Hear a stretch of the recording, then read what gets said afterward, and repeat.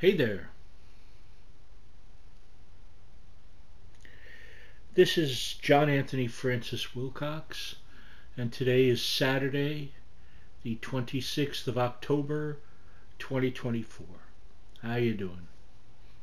I hope you're all doing well. And to answer questions, look at that, isn't that cool? Huh? It's a little snug because I was originally going to wear it on the middle finger on the left hand, but it's from Asia, so everything's a little smaller than I expected, and it just fits on this wrist, and it just fits on my pinky because I have bigger hands than they perhaps look on camera. Anyway, I still think this is really cool. So there you go. Look at that. It's a bonus. Who knew? I didn't know. You know. And I'm wearing my Urusei Yatsura Shimata and my Ray-Bans that were given to me years ago. I don't know if I ever told that story, but see this? That's why I have these, because back when I first got AOL, when I first had a computer at the house, was 1998. So I'd say around 98, 99. There was a woman I was talking to, and we had a friendship at the time, and she said that her company made these, and I guess they had a contract with Ray-Bans, which I could never afford because these are, I know these sunglasses were at that time like easily over $100, so no thank you. But she said, "Oh, let me send you a case and a set of sunglasses," and I said, "Well, thank you very much." So I have taken care of them ever since then for over 20 years. Probably 25 years sounds about right. So glasses can last when they're good and you take care of them.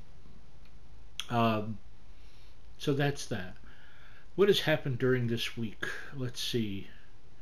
I went and sat outside, and it was a delightful day on Wednesday, and I took some pictures and I made a little video that I put up on my YouTube, which you can find. It's called Autumnal Splendor, because the trees are turning here, and beautifully so. And it was lovely to be out in such nice weather, and I had just a swell time while I was sitting outside. Um, been working away at stuff, putting out feelers for interviews, watching some interesting things.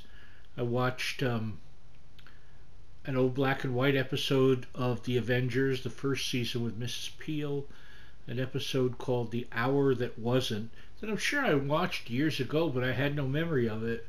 So I watched it, and boy, was that good. And it had British actor Roy Kinnear in it. I believe that's his name. He was in Help. He was Victor Spinetti's assistant, if you know the film Help. If you don't, then it won't really matter to you. Also on Tuesday, I started taking the olive oil that I mentioned last week. I got a bottle on Monday of Moresh olive oil from Morocco. What I thought was fascinating thing about that, by the way, is, let me just see, do any of these have? No, they just have like a UPC. But you know what I'm talking about when I say a Q code. It looks like black and white scrambled eggs in a little square. And the Moresh bottle had like a little paper wrap around it, a cardboard, and if you used the Q code on it, they said you could see the actual field where the olives that made your bottle of olive oil was grown. I thought, wow, that's pretty wild, cool. So I've been taking 2 tablespoons a day. I was told that people take 4, but I was thinking I'll build up to it. It hasn't had any kind of negative effect on me thus far. I'm thinking that once I go a solid week of 2 tablespoons, starting next Tuesday, I'll go up to 3 tablespoons. So there you go. So there's that mundane thing, I'm sure. And what else? I've talked to a bunch of people, had some really good conversations. I know right now my friend Mike should be in the middle or the end of his cruise down to, I forget, Panama, the Bahamas, the Panahamas, something like that. I hope he's having a good time. Um, my friend Ari is at an event tonight at a local comic shop in uh, Missouri. And let's see, I had a lovely talk with my friend Suzanne yesterday, who um, has been going through a lot of intense stuff, as are so many people, you know. Grace Mary came by on Thursday. She was showing me a fascinating thing where my church, I always think of it with white walls, but I guess they had discovered that it has all this other artwork under it. And she was showing me a photo that showed like a banner, very old style, and like some scrolling and ornate stuff that looks almost kind of, to me, it suggested it was done around the time of Art Nouveau. So it could be like the teens and 20s up to the 30s that was done. And it was just a banner that said Saint Bartholomew. So perhaps there were different saints along the walls. I don't know. I guess they're going to discover that because it's part of what they want to do.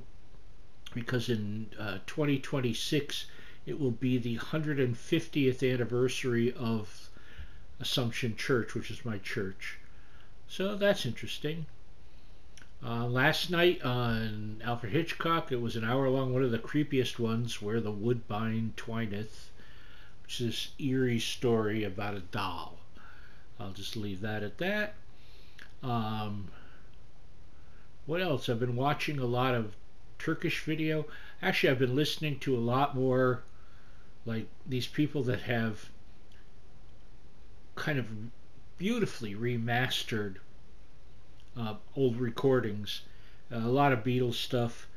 Probably the finest version I've ever heard of I Am the Walrus.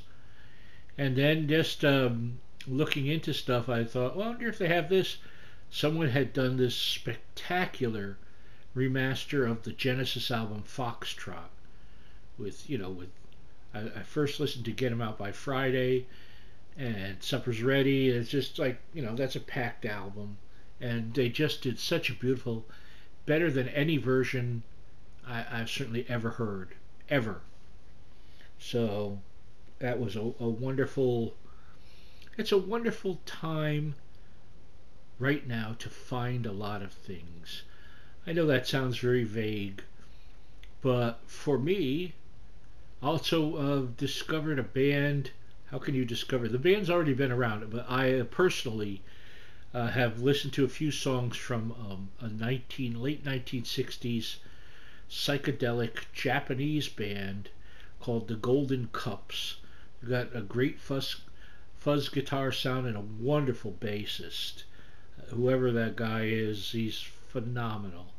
And so that's quite a find. And I'm not really gearing up for Halloween because people don't usually come over. And it used to be my nieces would bring some of their small fry, but they've all aged out of it at this point. I'm waiting for they could come to the door and go, trick or treat, Uncle John. But so I don't see it happening. And has there been other things? Is there something where I'm going to go, oh yeah, I forgot, oh, and I just remembered one? So a wonderful surprise yesterday morning for me is on YouTube. There was a new video called Little Shrew, which is a beautiful animated short video directed by Kate Bush, and it uses the music from her song Snowflake, the song that opened the album 50 Words for Snow, that came out back in, was that 2011, I believe? And it's a beautiful anti-war sentiment I'm sorry, I'm losing the ability to speak. It might be the glasses. Let's try. No, it's not. It's me. Uh, but it's so beautiful. I highly recommend you give it a look and a listen. It's a beautiful, heartwarming little piece, melancholy in its way as well, and it's for a good cause, an anti-war fund that helps children of war. So I think that's worth everyone's time. It's not a political thing, it's a social thing. We all, if you politicize helping children, well, there is some damage there you need to think about. So anyway, beyond that, still reading, reading stuff, doing some art, um, and enjoying, trying to enjoy my daily life beyond all of that and all my spiritual stuff that I don't really talk about much here. Um, I'll also watch some wonderful, sort of like the Turkish MTV called NR1 on Turkish TV, and watch some interesting artists I'd never heard of. Some of them were and some of them were awesome. So it's everywhere, I'm just telling you. And with that, I will let you go. I love you all. Look at that. I mean, come on. That's just cool. And it's even got two skulls, which means it's like double. No, it's got one there. It's got triple the skull fun that you could have. So I'll see you next time. I love you all. Be in touch. Bye bye.